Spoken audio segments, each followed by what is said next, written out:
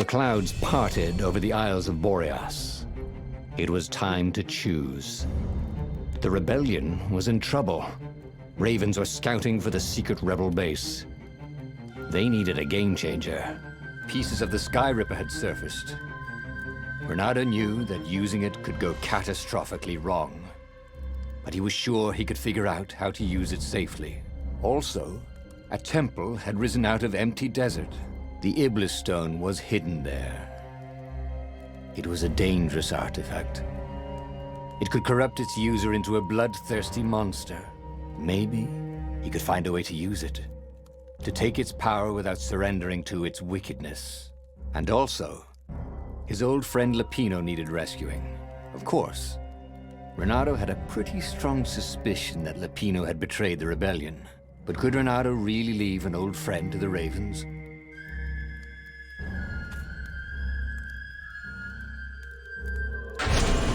Every child knew about the Sky Ripper. The Transcendent Emperor had buried its pieces deep.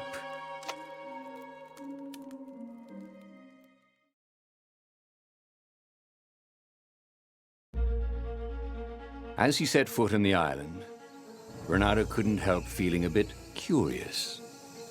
Was Lupino still waiting to be rescued? No. He was probably drinking champagne with the ravens. Did ravens drink champagne? Did rabbits? Renato felt oddly thirsty, come to think of it. Why had he chosen the Sky Ripper?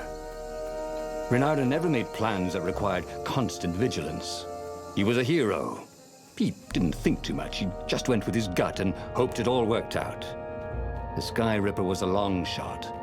He'd have to devote himself to it. No side journeys, no rescuing old friends. That was against his nature. Could he stick with it?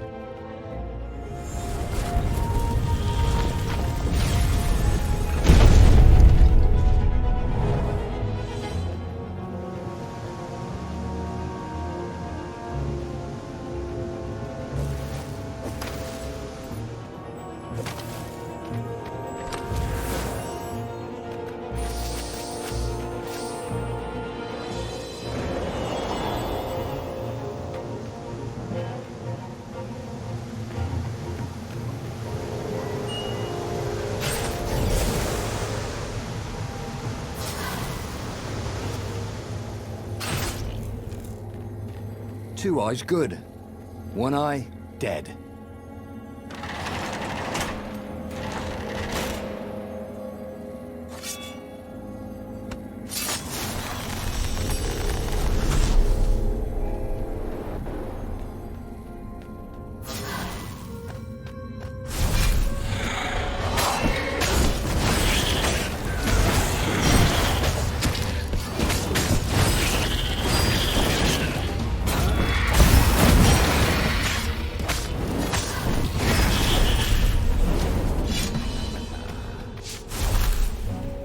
Had to be a way to use the Sky Ripper without causing a catastrophe.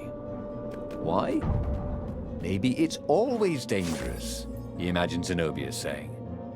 Always the voice of reason, that one. Well, there had to be a way to use the Sky Ripper because not being able to use it was boring. So there.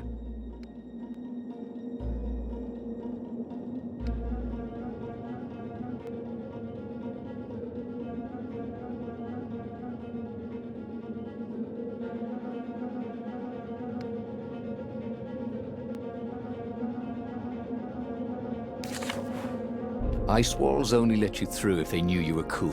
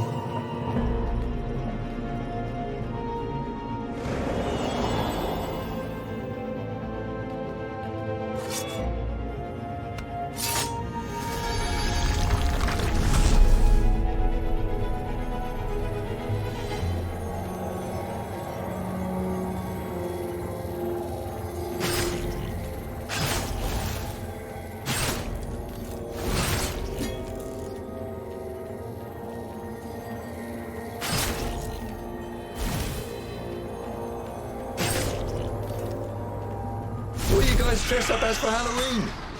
Just wondering.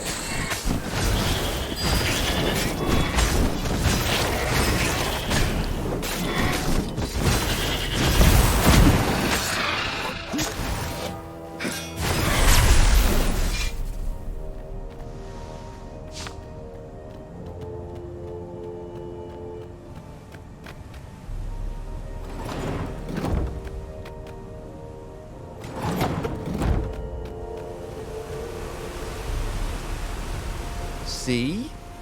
That wasn't so hard.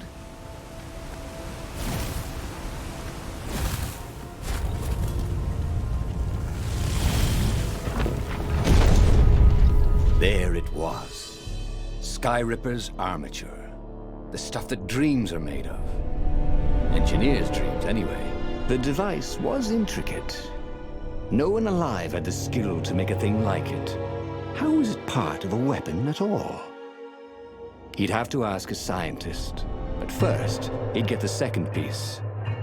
Sky Ripper had a heart, a core that had come to rest on the next island. Well, there was another island he could reach. Zenobia had just invaded it with her father's Raven battalions. She must be encamped there still.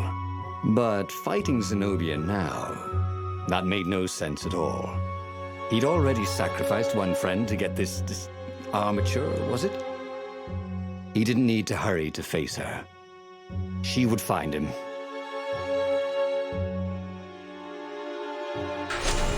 Renato asked himself why he changed course to confront Zenobia. He'd no idea. Sometimes he would just do things, and he could never figure out why he'd done them. Usually, they worked out. After all, he was a hero.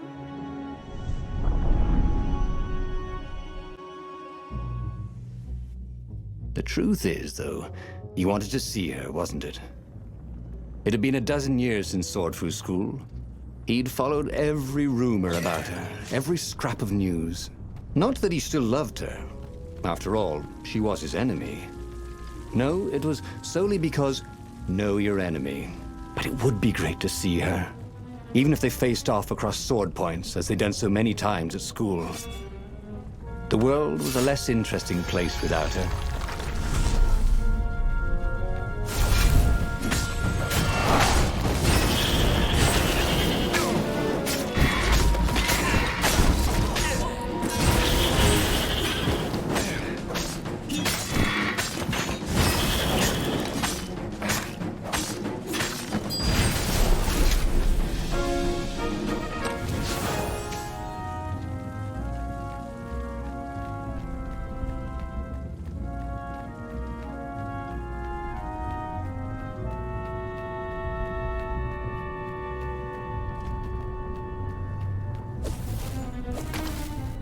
The city was burning, and there was no one to put out the fires.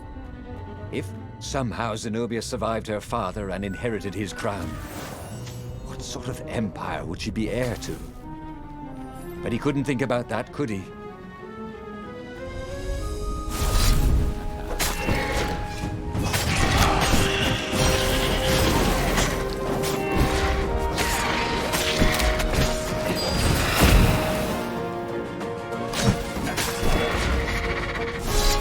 Felt bad for littering, but these islands were short on trash cans.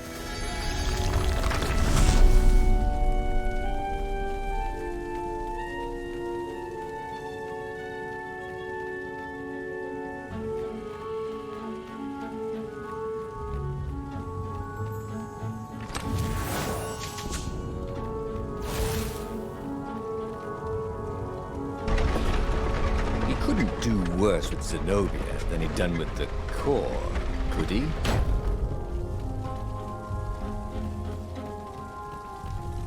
He needed some way to break the ice with this wall, so to speak.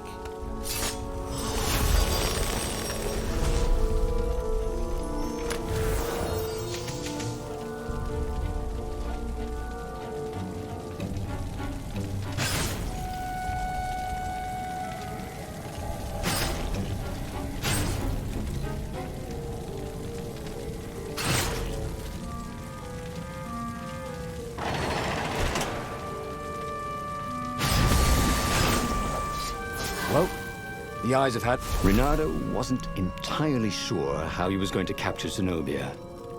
She'd be expecting him. And he didn't have Lapino to cook up a clever plan. Why was it again that he hadn't got the core? Maybe because the results tended to be disastrous. These streets were familiar.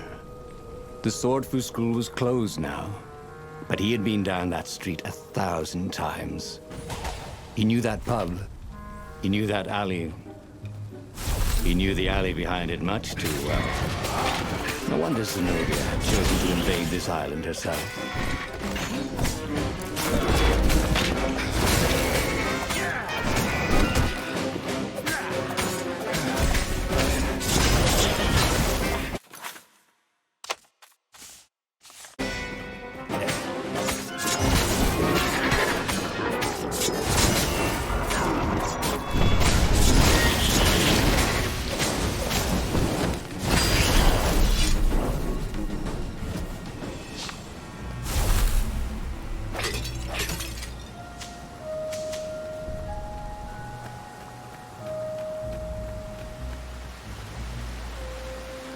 Reynardo slinked through Zenobia's ship, making no sound at all.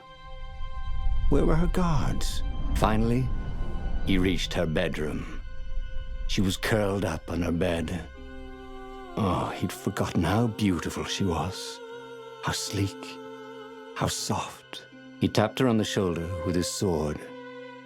She vanished. And he suddenly noticed he couldn't move except his mouth. In fact, soon he couldn't keep his mouth shut. He told Zenobia everything. Skyriver, the Iblistone, even where the secret rebel base was, until he was hoarse. It was some kind of truth spell. A talky truth spell. She called her father by Farspeaker Toad and filled His Majesty in. But why didn't he get the core? Croaked the Farspeaker in something like His Majesty's croak. Because I missed you, darling. Reynardo grinned. He doesn't even know why, frowned Zenobia. That makes no sense. It's a trap, shouted the Emperor. I'll meet you at the outpost, and I'll bring my interrogators.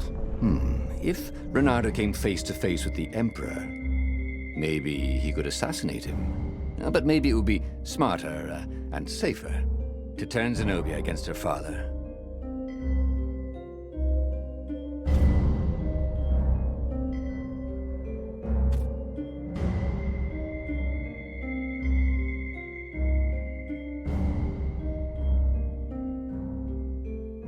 You're lying, she said. Somehow you're lying. The spell hadn't worn off yet. He had to tell the truth. The trick was in making sure she wouldn't believe it. The core is perfectly safe, he said. And he tried his hardest to sound sincere. So is the Iblistone. In fact, I was trying to get them myself. Fine then, interrogators it is, she said angrily. I gave you a chance. The Emperor's interrogators were not especially gentle, even by Weasel standards. Fortunately, Zenobia had locked him in the guest quarters on her ship. And she'd forgotten it had a toilet that, like all skyship toilets, could be vented into the abyss. This was not the sort of slippery fox he wanted to be. But just as they were about to land, he threw the latch, wrinkled his nose, and leapt through the open latrine.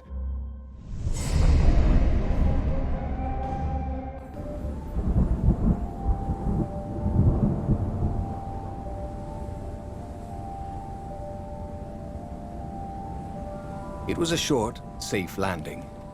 At least this part of the Nexus hadn't changed too much. Zenobia had been taking him to the Imperial outpost. She'd never expect him to go there by himself. Well, maybe she would. You never knew with her.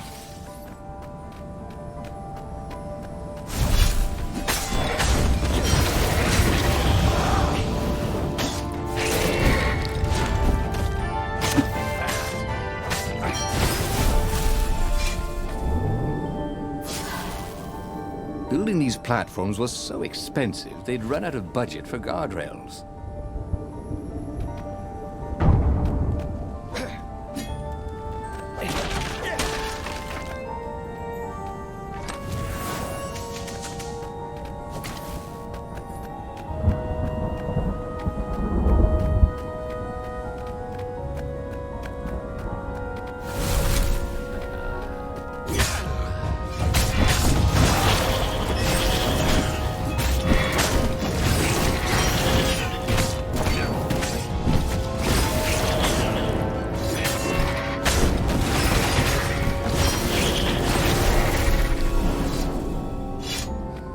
Renato knew Zenobia, and Zenobia knew him.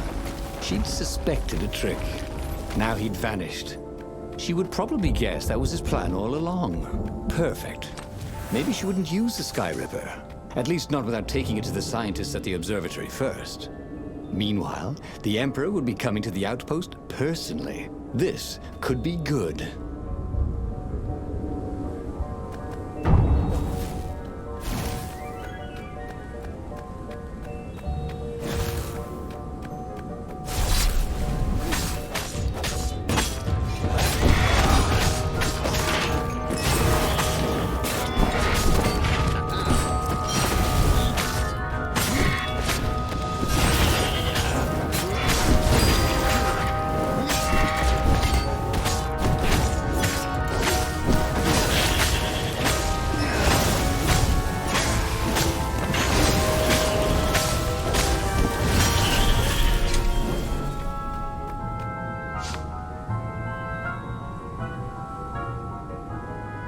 Renato was face to face with the Emperor's bodyguard. They looked very tough, but the Emperor held them back. Oh, where's my daughter? And how would I know that? Renato grinned at him. She lured me here so that you could kill me, didn't she? Ah, don't be ridiculous, said Renato, trying his best to sound convincing. She loves you. Oh, I knew it. The rabbit told me I couldn't trust her. The Emperor hopped out the door. His phalanx of bodyguards retreated carefully. Renato heard someone call, "Arrest her!" as they left. Well, that's a job well done, thought Renato. Now the fleet will be in all sorts of disarray. But maybe he could find her in the mountains. She always used to go to the mountains to hide from the world. Maybe he could even turn her against her father. Or maybe he could reap the benefits of the chaos he had sown.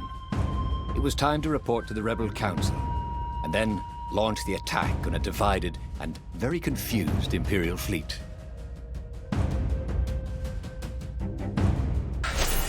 Renato felt very clever indeed. He told the Empire nothing but the truth, and now they suspected everything and everyone. So, why are you going to see Zenobia? He asked himself. It's not just a gloat, is it? No, of course not. Now, turning her against her father was good. It was very good. If she would actually join the rebels, that would be spectacular, right? That was definitely what he was doing.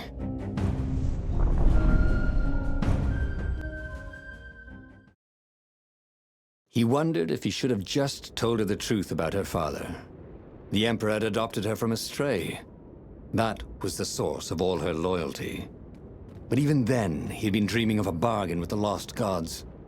They alone could make him immortal. The Emperor would have to seal that bargain with the life of someone who truly loved him. And who else truly loved the Emperor? But how could Renato tell her that now? Why would she ever believe him?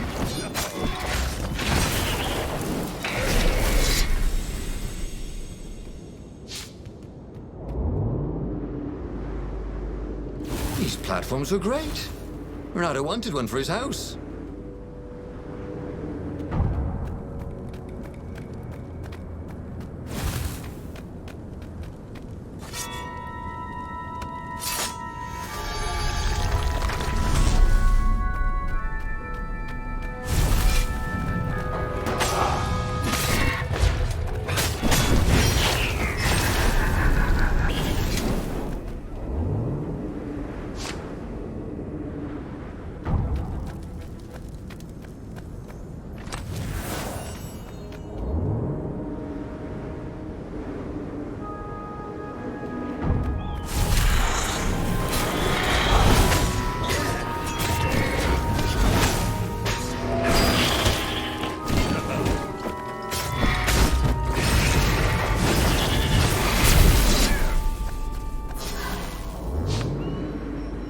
The funny thing was, she should have trusted him.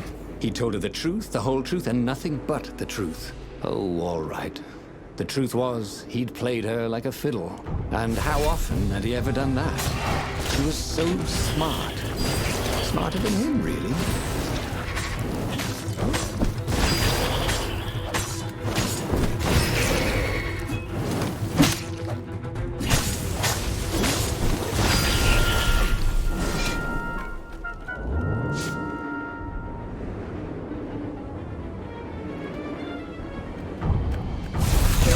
Kill the rebel! Caught one, Raven. Eat the rebel! Caught another.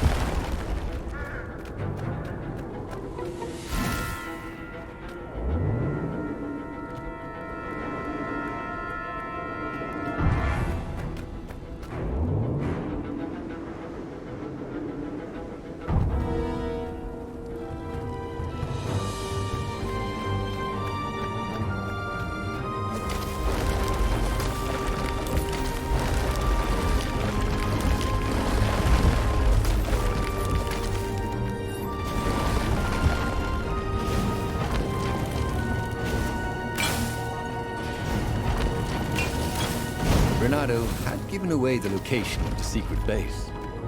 Fortunately, the Emperor thought it was all a trap. He even mistrusted his own daughter. Renato couldn't have done better if he'd planned it.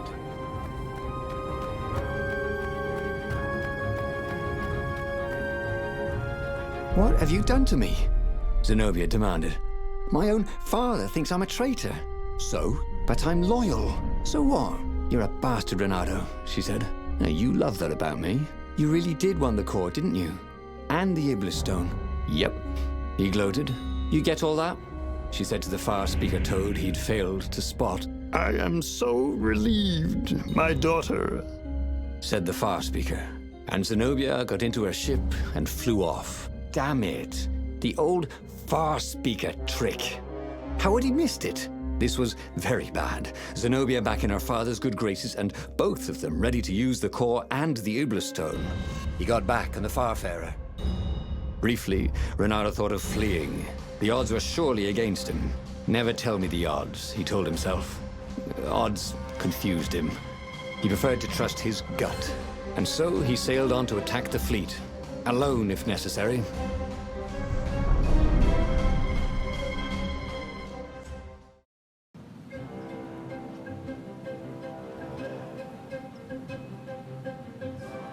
There were not many rebels here, and they were disorganized.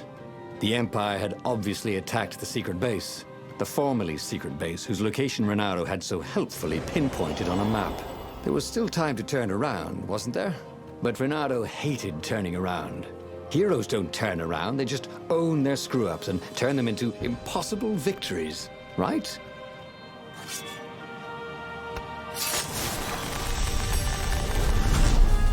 Ah, the road less traveled, thought Renato. How intriguing.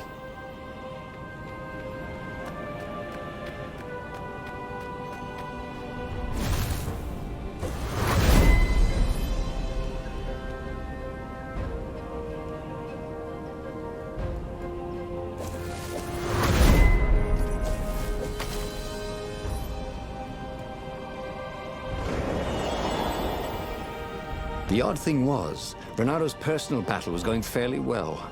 The Ravens immediately in front of him were no quicker or tougher than usual. Where was the power of the core? Blasting him off into the abyss. And where was Zenobia? She must be up to something. But whatever it wasn't his problem. Not yet, anyway. It was all going surprisingly well.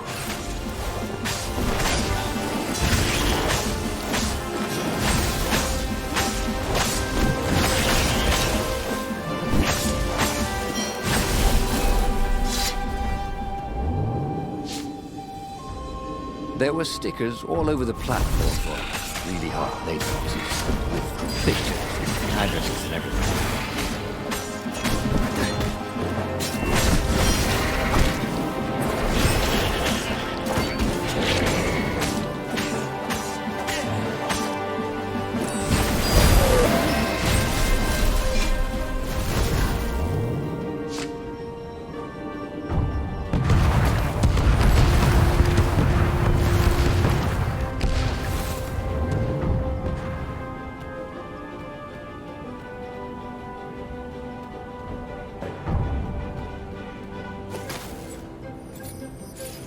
Soon he'd confront the Emperor. Again. This time, he'd make an end of him. He'd screwed up last time, but he had a good feeling about this time.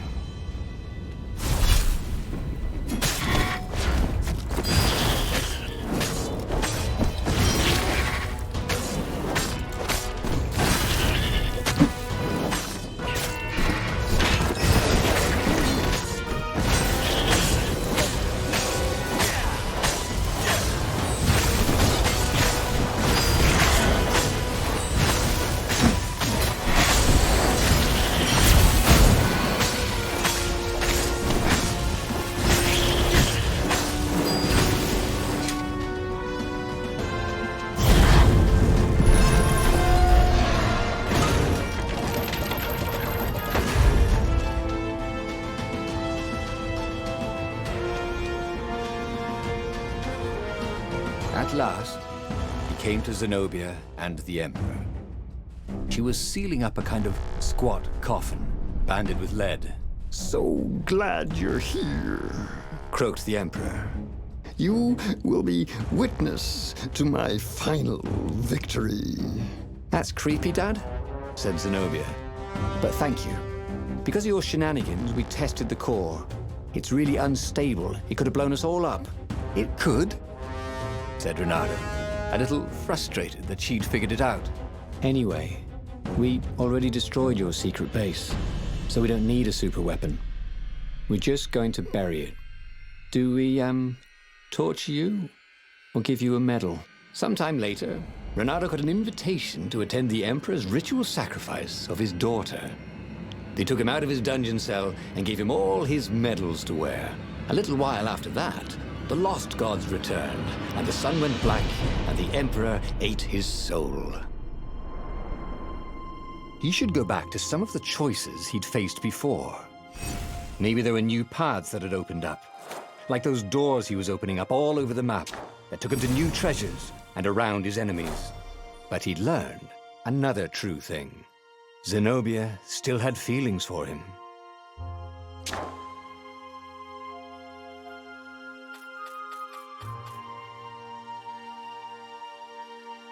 The book's pages fluttered to the beginning once again. Faster than before, and he fell. The clouds parted over the Isles of Boreas. It was time to choose. The rebellion was in trouble. Ravens were scouting for the secret rebel base. They needed a game changer. Pieces of the Sky Ripper had surfaced. Renato knew that using it could go catastrophically wrong, but he was sure he could figure out how to use it safely. Also, a temple had risen out of empty desert. The Iblis stone was hidden there. It was a dangerous artifact. It could corrupt its user into a bloodthirsty monster. Maybe he could find a way to use it, to take its power without surrendering to its wickedness. And also, his old friend Lupino needed rescuing. Of course, Renato had a pretty strong suspicion that Lupino had betrayed the rebellion, and he had a gut feeling that he needed to use that to his advantage.